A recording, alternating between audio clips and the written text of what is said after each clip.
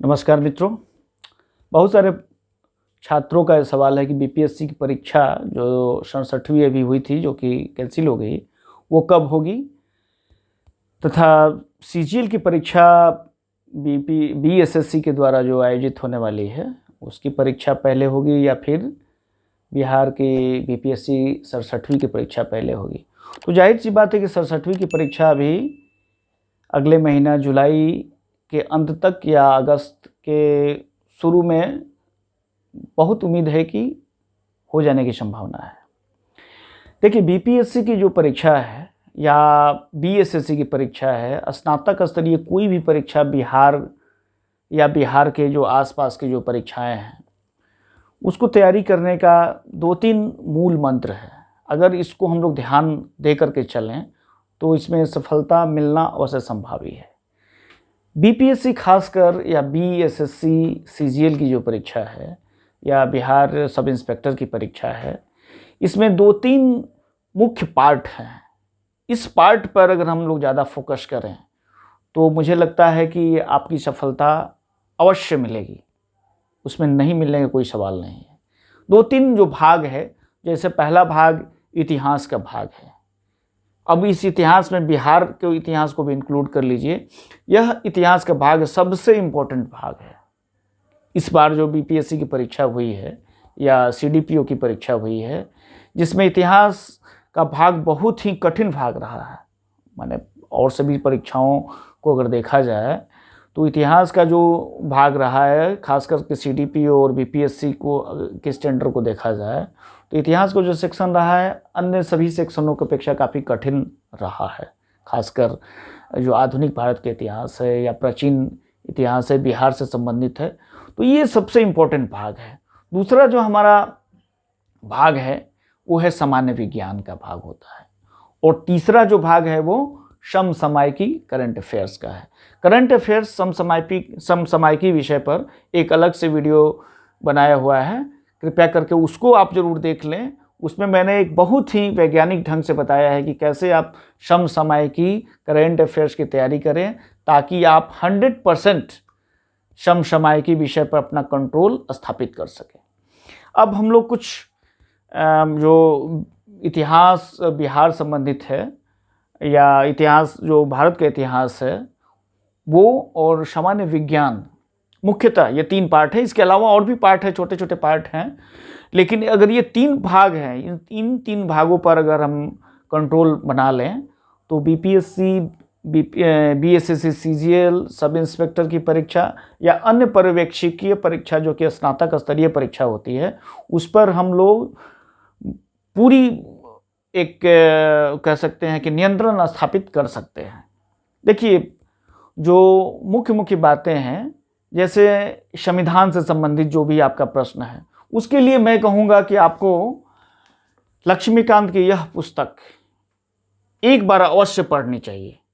एक बार नहीं, इसको 2 बार, 3 बार, 4 बार पढ़ें। इसको अधिक से अधिक पढ़ करके इससे जो भी इसमें कुछ भाग है, जैसे मूल अधिकार का भाग है, आपात उपबंध है, इसके अतिरिक्त नागरिकता से संबंधित है, कई सारे ऐसे टॉपिक्स हैं जिस टॉपिक को हमें बार बार पढ़ करके उसको समझ करके, जो कि अनेक परीक्षाओं में इससे संबंधित प्रश्न पूछा जाता है, तो यह पुस्तक आपके लिए बहुत ही आवश्यक है।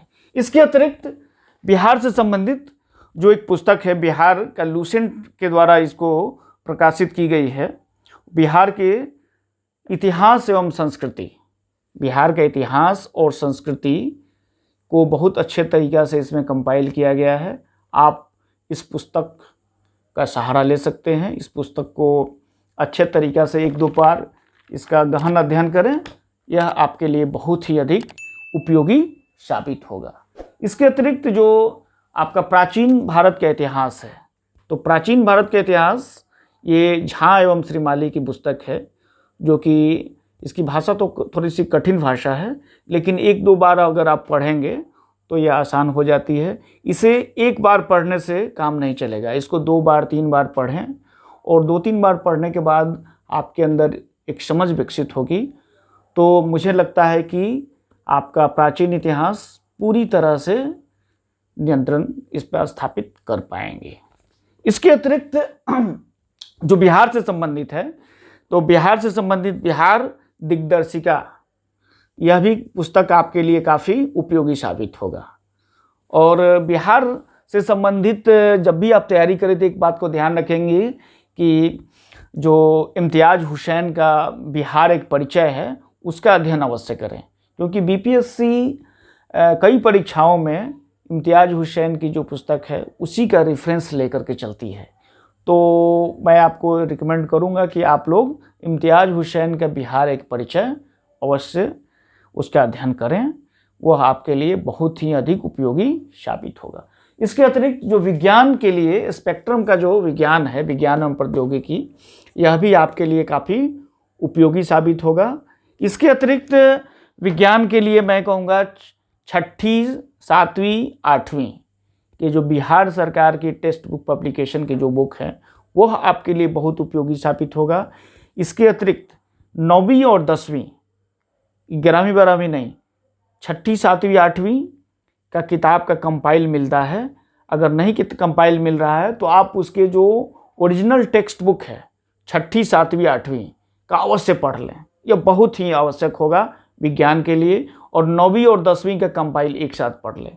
यह सामान्य विज्ञान के विषय का जो मूल भाव है, जो कंसेप्ट आपके अंदर विकसित होगा, और इससे आपका जो सामान्य विज्ञान से संबंधित प्रश्न है वह हल करने में बिल्कुल आसानी हो जाएगी आपको। इसके अतिरिक्त आधुनिक भारत के इतिहास जो विपिन चंद्रा की किताब है, इसका भी अध्ययन आप कर सकते हैं। आधुनिक भारत से संबंधित कई सारे प्रश्न पूछे जाते हैं। अभी बीपीएससी 67वीं तथा सीडीपीओ की परीक्षा में सबसे अधिक जो पूछा गया इतिहास के जो सेक्शन में वो आधुनिक भारत से ही पूछा गया था। इसके अतिरिक्त भारत के संविधान से संबंधित एक और पुस्तक है जो डीडी बसु का है। ये इंग्लिश मूल जो पुस्तक है इंग्लिश में है, इसका हिंदी संस्करण है ये भारत का संविधान। यह भी आपके लिए काफ़ी उपयोगी साबित होगा। इसके अतिरिक्त पीटी परीक्षा के लिए सभी विद्यार्थी जो एक पुस्तक का अनुसरण करते हैं, वो मैं भी कहूँगा कि आप लोग लूसेंट को भी पढ़ लें एक बार, और इसको एक बार नहीं 2 बार 3 बार इसको पढ़ करके, लेकिन ये सब सिर्फ पीटी तक के लिए ही सीमित है।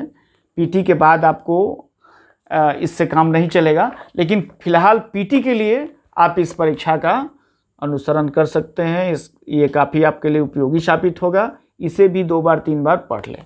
इसके अतिरिक्त टाटा माइग्रो हिल्स में एक पुस्तक आती है जो कि एनसीईआरटी का जो इतिहास है, भूगोल है और नागरिक शास्त्र है, इन विषयों का 6ठी से लेके 12वीं क्लास तक के सभी वर्गों का एक कंपाइल निकलता है, जो कि टाटा माइग्रो हिल, मैं उनका राइटर का नाम तो मैं भूल रहा हूँ, लेकिन प्रकाशन जो होता है वो टाटा माइग्रो हिल्स के द्वारा होता है।